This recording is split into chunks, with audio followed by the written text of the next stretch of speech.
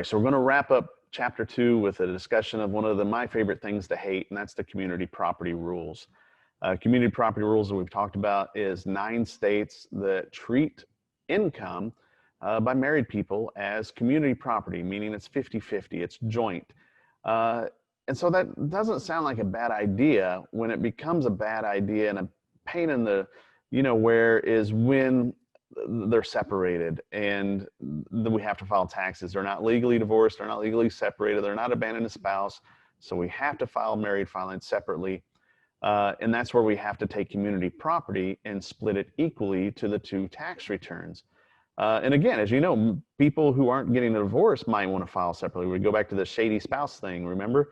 You may not want to file with your spouse because you don't think they're doing the right thing with their business or whatever. And so you want to be separate from it.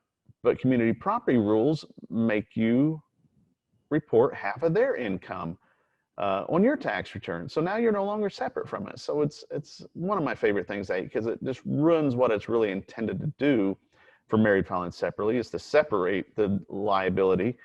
Community property rules make it impossible to do that. So let's take a little look at them.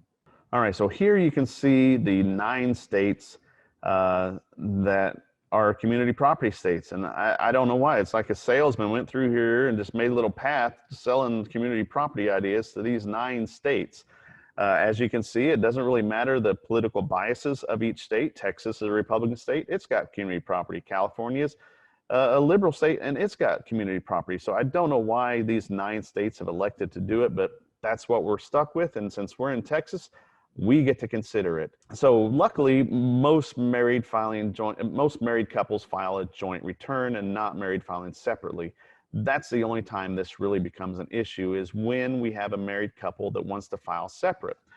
If the couple lived apart for the entire year, we can ignore the community property rules. But again, that's not what we see most of the time from couples who want to file separately. We see people who are trying to avoid the shady spouse thing, and so they want to file separately, but a community property state doesn't allow us that luxury.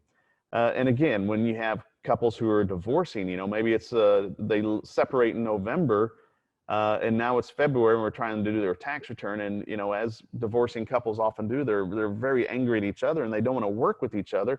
And then when we're saying, okay, well, we got to get half of your spouse's W-2 so we can put it on our tax return, and you got to give half of your W-2 to put on their tax return, it just creates a major conflict often, especially if it results in one spouse getting a bigger refund than the other one, or now we did it without that and they were getting a huge refund, and now we put half of the community property stuff on there and now they're not getting as big of a refund, and oh my gosh, that's a lot of fun. So I really hate the community property rules, but that's where we're at for now. And so hopefully, well, 2 things: try not to file separately if you can, and second, don't marry a shady spouse.